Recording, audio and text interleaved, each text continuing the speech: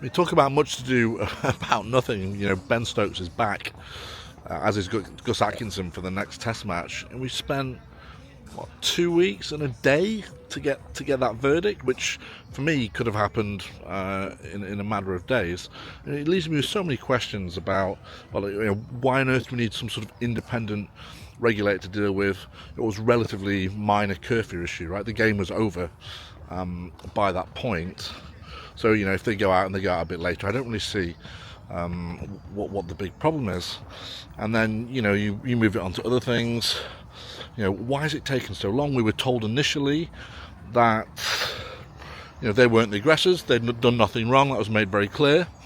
In fact, it ended up coming out that Stokes didn't even witness the incident. So, they literally could not have done any less wrong.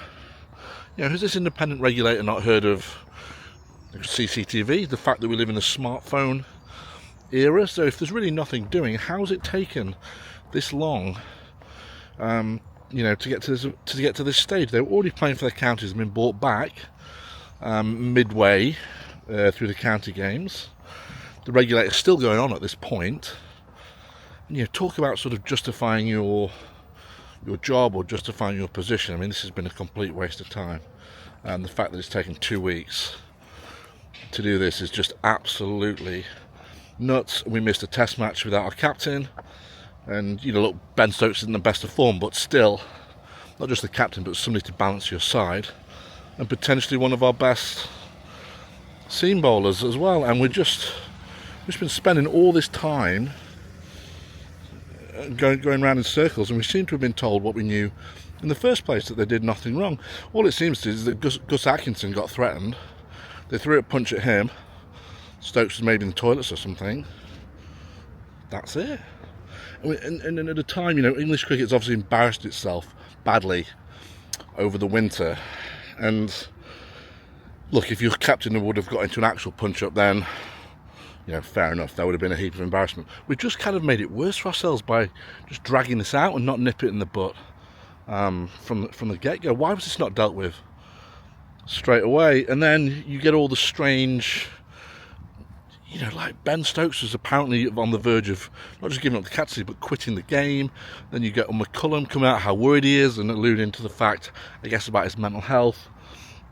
And then you get his coach at Durham saying, Stokes seems fine to me. I don't know what the fuss is about. He's had a few beers after the game. He's training with us.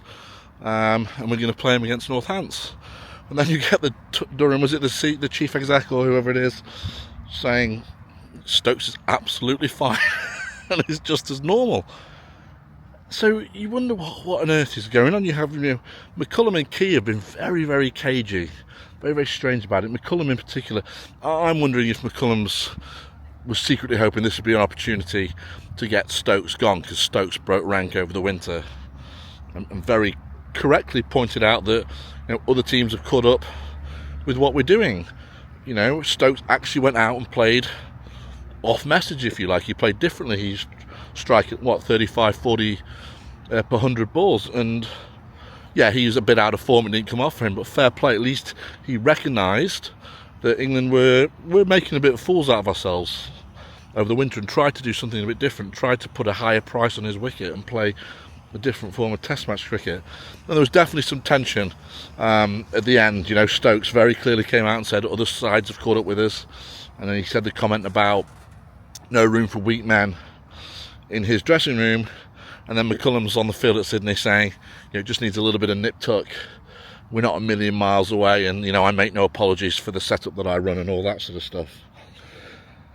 So, you just wonder what's going on. Michael Vaughan did say, I saw Michael Vaughan said he thinks there's some sort of anti-Stokes agenda, whether it's coming from even higher up than McCullum and Key, the ECB, who knows. But I tell you, from my opinion, I'm taking Stokes every day. Who was dragged us to the Super Over in the 2019 World Cup final at Lords? He was just ice in his veins. Headingley, that same summer, from nowhere we won that game. And until his final, until he actually won it, he kept everything in check. He was ice cold. in that run chase. And the way, I think it was India when he was kind of bowling and his lead arm wouldn't really, he was almost on the verge of getting injured and he couldn't really raise his leading arm. Just the way he feels, everything about him, the fact that he leaves everything out there for English cricket and has provided us with some of its greatest moments. I tell you what, I'm taking Stokes every single time. I know he's not perfect, I know he's had his problems. Obviously Bristol, he punched that locker. I mean, I guess you could say this is some sort of issue, maybe the curfew thing, but I'm taking him over McCullum every day of the week. I think McCullum's a bit of a one-trick pony. He's sort of got this side to go out and play. I would say actually play reckless. He would say positive, take the shackles off, make a nice environment for the guys, all this sort of hippie bullshit. But it's not worked. We've lost more than we've won in the last 2-3 years now in test matches. We've not beaten Australian India in 4 goes. And the one guy who really saw clearly that there was a real problem with the method over the winter was Stokes. And like I said, everything else he's done for English cricket in the last 10 plus years. I'm taking Stokes every day. I'm certainly taking him over Rob Key. But it's going to be fascinating this week. Are McCullum and Stokes on the same page? I don't think they are. I honestly think McCullum, if he could get rid of Stokes now and have Brook as captain, he could really see that as sort of solidifying, his place as coach, right? Which would terrify me because I think his time is run, and he doesn't have a plan B. He's not adaptable. He's quite sort of arrogant as well. And it's all right having confidence in your ways and your methods and your theories up to a point, but once the results have blown a hole wide open in these things, you've got to change it up a bit, or you've got to have a bit more humility and realise that Test cricket is tough and you can't really you can't suddenly sort of change the game. But yeah, anyway, look, good to have Stokes back. I think it was really good of Joe Root to step in. He did a good job. I think when you look at Root talking to the media, it's not quite the same as when it's a Stokes or a Strauss or a Morgan or somebody of that ilk. He still looks quite young as well, doesn't he? Which is great. Which is a great thing. I wish I looked a bit younger for my age, but I just think Stokes has a bit more about him. Like I said, the way he bowls, the way he runs in, the way he feels, he really leads from the front. And also, we were incredibly unbalanced side at the Oval, not just from an experiencing point of view, but just from the fact of what Stokes brings batting at 6, or maybe at 7, who knows which way around him and Smith go. Personally, I don't agree with the spinners that are in the squad. I would pick Leach, but we should pick a spinner. And now we have the all-rounder back inside. That should give us the ability to do that, because if you've got only 4 quicks, and Archer's very injury prone, you're leaving yourself open to some serious problems potentially with back-to-back games. So, really good for me to see Stokes back. I believe if somebody can revive us and lead us towards doing something in the Ashes next year, it's Stokes, not just from how important he is to the side, but also from the fact that I think he recognises there needs to be a change in philosophy. I think the one thing that's getting missed in all of this is the cricket isn't good enough, right? That's the problem.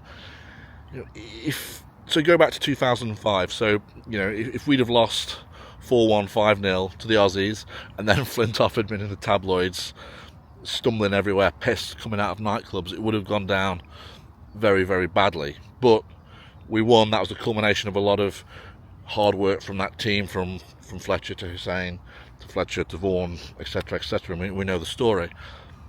The thing, Noosa in isolation, having that in the trip is not a problem. The problem was that Noosa and the golf and everything that had been booked in advance, but there'd been no bowling coach, there'd been no assistant coach, there'd been no warm-up games.